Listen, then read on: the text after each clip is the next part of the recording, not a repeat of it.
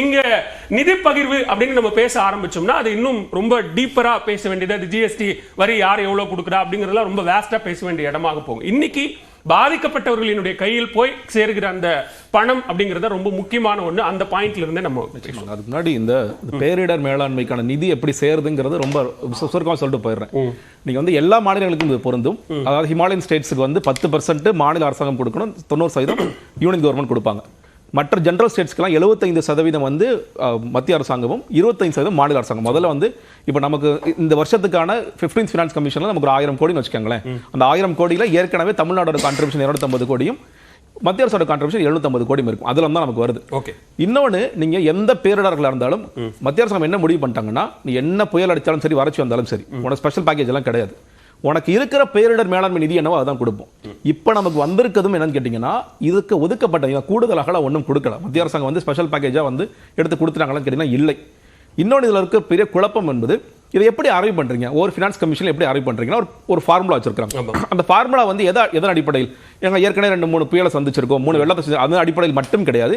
இதுல மேஜரா இருக்கிற பாயிண்ட் வந்து பாப்புலேஷன். நீங்க அதனால தான் ஒரு வாட்டி ஏன் யூபிக்கு அதிகமான தொகை போகுது, ஏன் வந்து மற்ற மாநிலங்கள் போகுது, ஏன் தமிழ்நாடு குறைவாக கேட்டீங்கன்னா அதாவது போயிடுது. ஸோ முதல்ல வந்து நம்ம புரிந்து கொள்ள வேண்டியது வந்து இது என்னன்னா, இது நமக்கு இந்த ஒருவேளை மெக்ஜான் புயல் அடிக்காட்டி கூட டிசம்பர் மாசம் இது ஆட்டோமேட்டிக்கா நமக்கு வந்திருக்கும். உங்களுக்கு மற்ற பேரிடர் ஃபர்ஸ்ட் ஃபேஸ், அது செகண்ட் ஃபேஸ்க்கு சீக்கிரமா பண்ணிட்டாங்க. யூசுவலா யூட்டிலைசேஷன் சர்டிஃபிகேட் கொடுக்கணும். யூட்டிலைசேஷன் சர்டிஃபிகேட் கொடுத்து அதை பார்த்துட்டு தான் அனுப்புவாங்க. இந்த வாட்டி கொடுத்துறாங்க. அது ஒன்று தான்.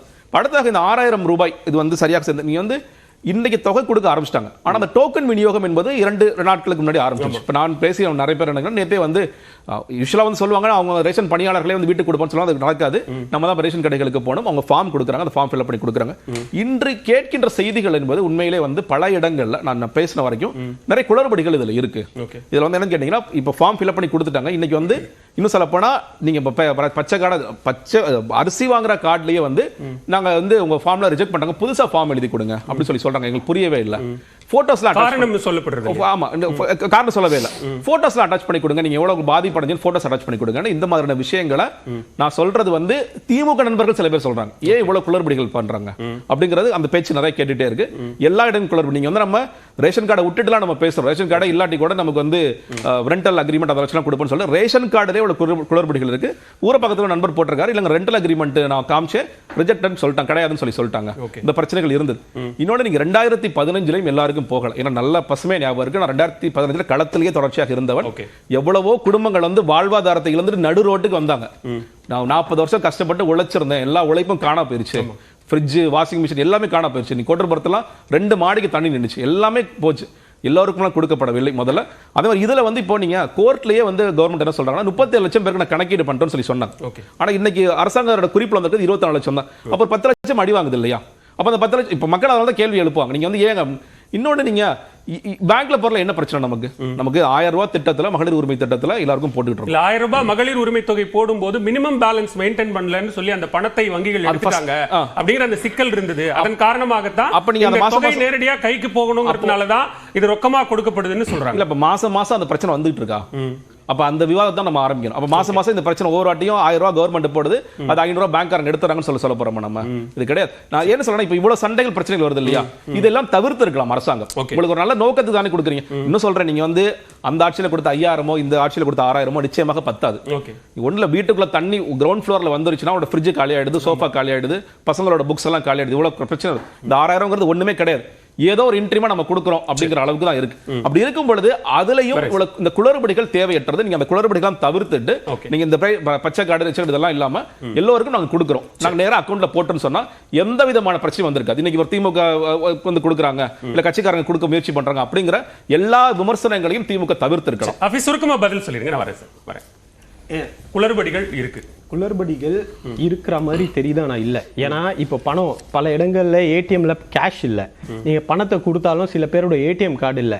சில பேர் இந்த ஃப்ளட்ல பாதிக்கப்பட்டவங்களுடைய ரேஷன் கார்டு, பேங்க் ஸ்டேட்மெண்ட்ஸ் எல்லாமே தொலைஞ்சு போயிருக்கு. இப்போ அவங்க அதை புதுப்பிச்சு அதுக்கப்புறம் அவங்க கையில பணம் வந்து அதுக்கப்புறம் செலவு பண்றதுக்கு காலதாமதம் ஆகுன்றதுனால அப்ளிகேஷன் ரிஜெக்டடுக்கு நாளைக்கு போய் திரும்ப ரிவ்யூவும் கொடுக்கலாம், திரும்ப அப்பீலும் கொடுக்கலாம். நீங்க அதெல்லாம் கொடுத்து டாக்குமெண்ட்ஸோட சேர்த்து கொடுத்தீங்க அவங்களுக்கு கிடைக்கும். இப்ப நம்ம பிரையாரிட்டி ரொம்ப விளிம்பு நிலையில் இருக்கக்கூடியவர்கள், அடித்தட்டில் இருக்கக்கூடியவர்களுக்கு என்ன செய்ய வேண்டும் என்பதற்காக ப்ரையாரிட்டி கையில் பணம் கொடுத்தாதான் அவங்களால அடுத்த ஒரு மேஜர் புஷ் அவங்களுடைய லைஃப்ல ரீஸ்டார்ட் பண்றதுக்கு தேவைப்படும்ன்றதுக்காக அவங்க கையில கேஷ் கொடுக்கிறோம். மற்றவர்களுடைய வங்கி கணக்கில் பணம் நிச்சயமாக வந்து சேரும், பாதிக்கப்பட்டவர்களுக்கு நிச்சயமாக வந்து சேரும் அப்படின்ற உத்தரவாதத்தை முதல்வர் கொடுத்திருக்கிறார். உத்தரவாதத்தை பொதுவாக வந்து நிவாரண தொகையாக இருக்கட்டும், உதவி தொகையாக இருக்கட்டும், இது மத்திய அரசாங்கமும் கொடுக்கல, மாநில அரசாங்கம் கொடுக்கல. அவரவர்கள் நான் இருந்தேன்னா என்னுடைய பணம் வரியா பிடிச்சிட்டு சாதாரண ஏழை தினம் ஒரு 100 ரூபா சம்பாதிக்கக்கூடிய அவனுடைய வரி பணத்தின் மூலம் தான் அந்த தொகைகள்லாம் திருப்பி வருது.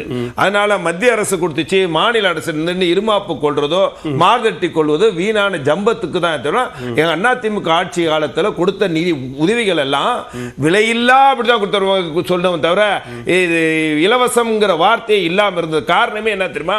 விலை இல்லாம கொடுக்கிறோம், நீ கொடுத்த பணம் அதை தான் கொடுக்கிறோம் சொன்னது ஆட்சி, அம்மாவுடைய ஆட்சி. அதே மாதிரி நீங்க சொன்னீங்க இந்த அதிகாரிகள் எல்லாம் பாராட்டிட்டாங்க அப்படின்னு சொல்லி.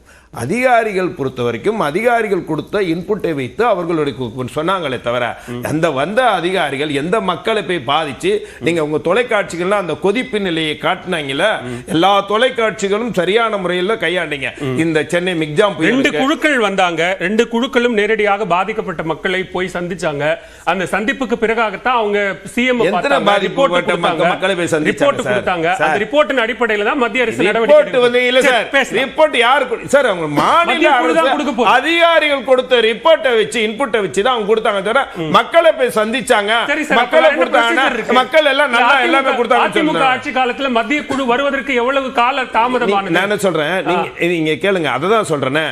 இப்ப சொன்னார் நம்ம சகோதரர் கூட சொன்னார், 5000 ரூபாய் அன்னைக்கோ அந்த 10 கிலோ அரிசி வேட்டி சேலை எல்லாத்துக்கும் கிடைக்கலன்னா அது தவறானது. அவருக்கு முதல்ல ரேஷன் கார்டு இருந்திருந்தா கண்டிப்பா கிடைச்சிருக்கும். பொதுவா ஜெனரலா சொல்றேன். ரெண்டாவது களத்துல இருந்த குளறுபடி அப்படிங்கிறது இன்னைக்கு மட்டும் இல்ல, அன்னைக்கு இருந்துச்சுன்னு சொல்றாரு.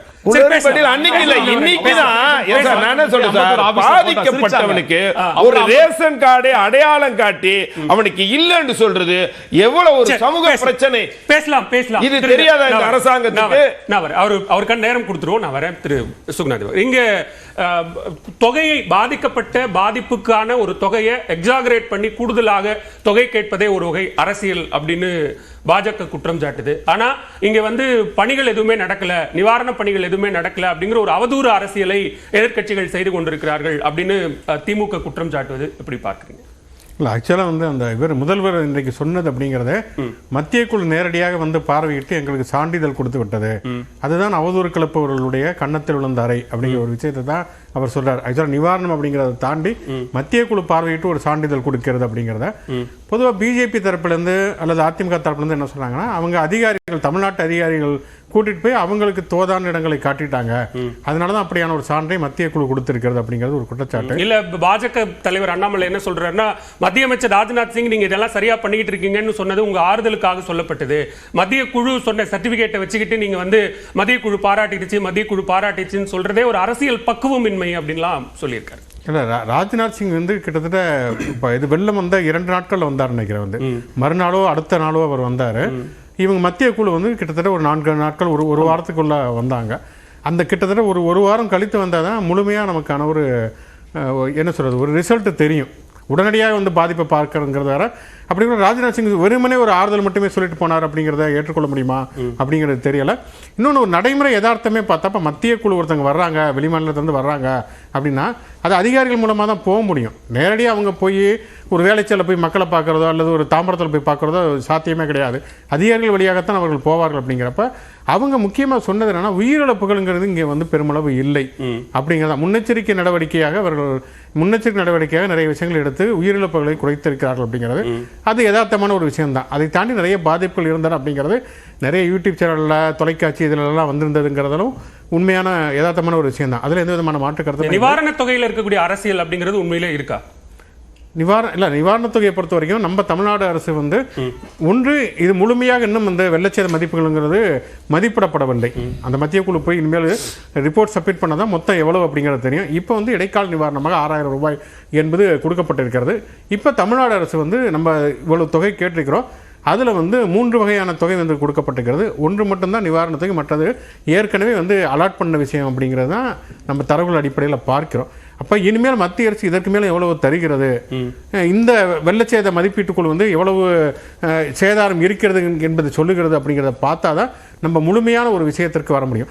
மத்திய அரசு தருகிறதா மாநில அரசு தருகிறதா என்பதை தாண்டி இது முழுக்க மக்களுக்கு தரப்படக்கூடிய ஒரு பணம் தான். இதில் நம்ம அரசியல் பண்ணங்கிற அவசியம் இல்லை.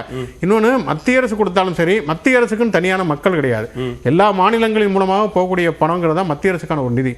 இப்போ மத்திய அரசு தருவது என்பது இந்த மாநிலங்களிலிருந்து மக்கள், இந்த மாநில மக்களிடமிருந்து திரட்டப்படக்கூடிய பணத்தை தான் மத்திய அரசு அந்த மாநில மக்களுக்கு தருகிறதே தவிர அது வேற எங்கே இருந்தோ வந்து ஜப்பான்ல இருந்து அமெரிக்கால இருந்து தரப்படவில்லை. இந்த மாநிலங்களுடைய மக்களுடைய நிதியை தான் தருகிறதுனால இது பெரிய அளவில் அரசியல் பண்ணாம மத்திய அரசாக இருந்தாலும் சரி, மாநில அரசாக இருந்தாலும் சரி, மக்களுடைய பாதிப்பு எவ்வளவு அப்படின்னு பார்த்து அதற்கேற்ற நிவாரணத் தொகையை ஒதுக்குவது, அதை மிகச்சரியான முறையில் வந்து மாநில அரசு கொண்டு போய் கொடுப்பது, ஒருங்கிணைந்த முறையில் செயல்பட்டால் மட்டும்தான் இது வந்து ஒரு நல்ல வகையான ஒரு ஆரோக்கியமான ஒரு அரசியலாக இருக்கும்.